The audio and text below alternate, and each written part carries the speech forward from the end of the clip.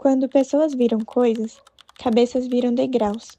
No Brasil, a gente anda pisando há tanto tempo que até parece normal. No país onde a educação se arrasta, a saúde espera e o trabalho não perdoa, a gente aprendeu a transformar pessoas em ferramentas, mãos que servem, corpos que suportam, cabeças que seguram o peso. A escola fala que a gente é o futuro, mas eles nem preparam a gente para o presente.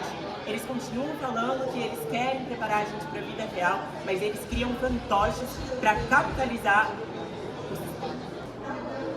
Eu ensino, eu apoio, eu compreendo, eu administro, mas o meu salário eu não tenho.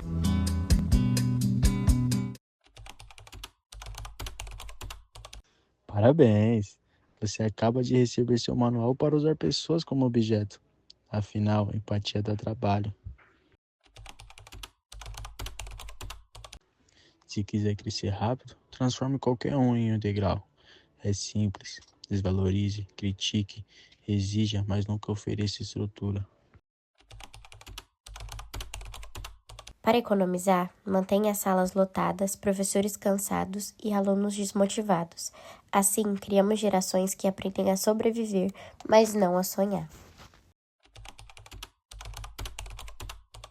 E lembre-se, nunca culpe o sistema. Diga que isso é falta de esforço individual. É quase poético como essa frase, ela funciona para manter tudo igual. Boa noite, me chamo Jônia Borgoff, sou professora da Rede Municipal Pública de Barueri. Trabalho como professora há 26 anos, na Prefeitura de Barueri trabalho há 16 anos. Estou aqui para conversar um pouquinho com vocês sobre a educação atual, uma educação que está se tornando totalmente mecanizada, engessada. Os alunos não estão desenvolvendo senso crítico, muito menos autonomia. Primeira pergunta. Já exigiram que você fizesse o impossível sem reconhecimento? O impossível é cobrado todos os dias, né? No momento que você tem que dar conta de um conteúdo, de uma grade curricular totalmente extensa, com diversos assuntos, você trabalha conteúdo, você trabalha questão social do aluno, a questão emocional do aluno, diversas situações que acontecem no dia a dia do ambiente escolar, da família, porque eles trazem, a realidade deles para a escola.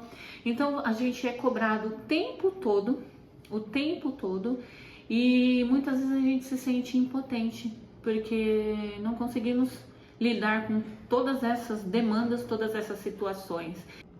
Segunda pergunta. Quando foi que você percebeu que sua saúde valia menos que os resultados? Toda vez que eu precisei me ausentar da escola para ir ao médico, fazer cirurgia, tudo relacionado à saúde, depois eu fui punida com a ausência do abono produtividade. Última pergunta. Que preço você pagou para não perder o emprego? Todas as vezes que eu me sinto esgotada mentalmente, e eu me forço a levantar todos os dias e dar o meu melhor no trabalho, mesmo estando esgotada com tantas cobranças e tantas demandas, eu me sinto todos os dias me obrigando a trabalhar, mesmo muitas vezes com vontade de largar tudo. Oi, meu nome é Aline, eu tenho 38 anos, sou mãe de um quarteto e eu vivi um relacionamento abusivo. Quando você percebeu que estava sustentando alguém que não te sustentava? Quando a gente vive um relacionamento abusivo, na verdade a gente não sabe que nós estamos num relacionamento abusivo. Somente quando a gente se coloca no papel de estar fora dele. E foi exatamente nesse momento, quando eu começo a me sentir mal, quando eu descubro que eu tô com alguns problemas psicológicos, e aí eu começo a ter um olhar panorâmico do meu relacionamento. E aí é onde eu vejo que eu parei de olhar pra mim, pra olhar mais pra família, pro casamento. E aí eu comecei a ver que a pessoa já tava não olhando mais pra mim como pessoa. Em que momento seu amor virou degrau?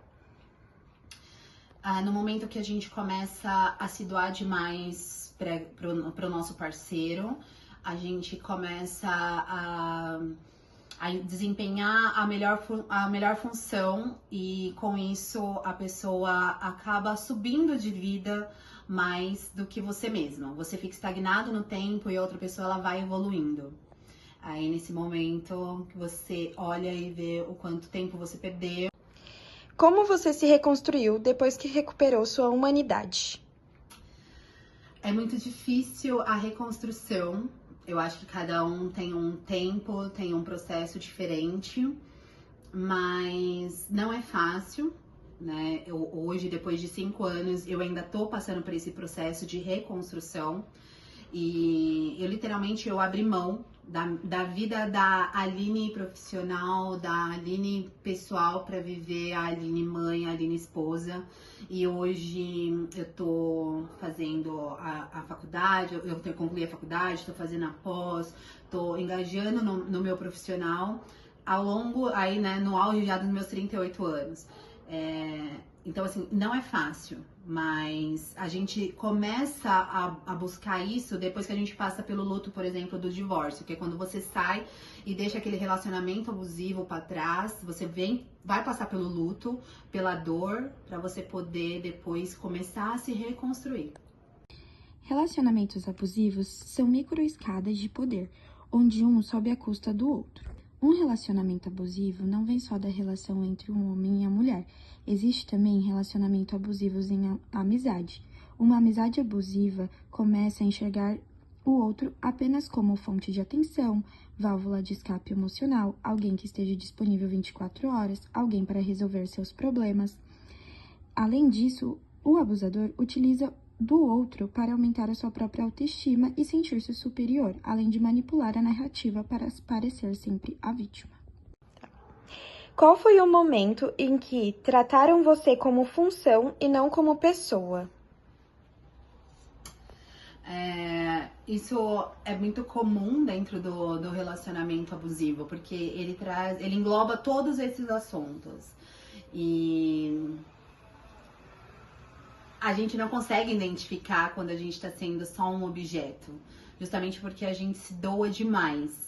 E esse se doar não é somente dentro de um relacionamento amoroso, é num todo. Então eu falo que quem passou por um relacionamento abusivo, que teve que lidar com o machismo, a gente não consegue mais aturar certas coisas depois de passar pelo processo e por toda essa experiência.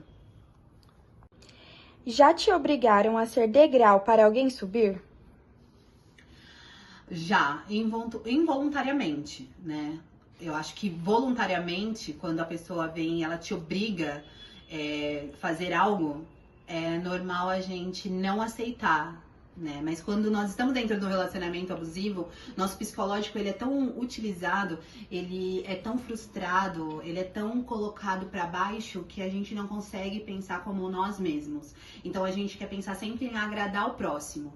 Então a gente se coloca assim na posição de escada para que o outro esteja sempre no último, lá em cima, no pódio. Então a gente se coloca como degrau a todo o momento, enquanto a gente não consegue enxergar que nós estamos nesse relacionamento, quando a gente não consegue enxergar por fora, ter essa visão panorâmica, a gente não enxerga o quão a gente está sendo utilizado para o sucesso do outro. E sim, isso aconteceu comigo também, porque eu fiz a pessoa chegar no topo e quando chegou no topo foi aonde que a minha escada ela desmoronou e eu vi ali que eu era somente um objeto. Quantos sonhos você teve que adiar para que um homem realizasse os dele? Nossa, todos. Exceto o meu sonho que sempre foi ser mãe. Então esse sonho foi o que eu realizei com 100% com excelência. Mas o meu sonho de viajar, de conhecer outros lugares, de coisas bobas, de passeios, de estudo, de alcance profissional. Eu abri mão porque eu queria ver a outra parte feliz. E quando nós estamos dentro de um relacionamento abusivo, nós fazemos isso a todo o momento. Machismo coisifica mulheres como mãe, cuidadora, silenciadora de problemas. Além disso, filmes e séries brasileiras fazem crítica a esses tópicos. Vamos ver mais a fundo. E minha mãe? Cadê? Sua mãe tá trabalhando, amor. Que horas ela volta? No filme Que Horas Ela Volta, mostra como Val e sua filha são tratadas como função dentro da casa de uma família rica. A empregada é reduzida a coisa útil, e a filha quebra esse ciclo e expõe o desconforto de quem vê seus próprios degraus desaparecerem. Em Cidade de Deus, é mostrado em outro contexto que a vida humana vira objeto descartável. Cabeças literalmente viram degraus para subir na hierarquia do crime. Toda vez que alguém reduz o outro àquilo que ele pode oferecer, toda vez que o carinho vira obrigação, toda vez que o silêncio é imposto e não escolhido, uma pessoa vira objeto e alguém sobe mais um degrau.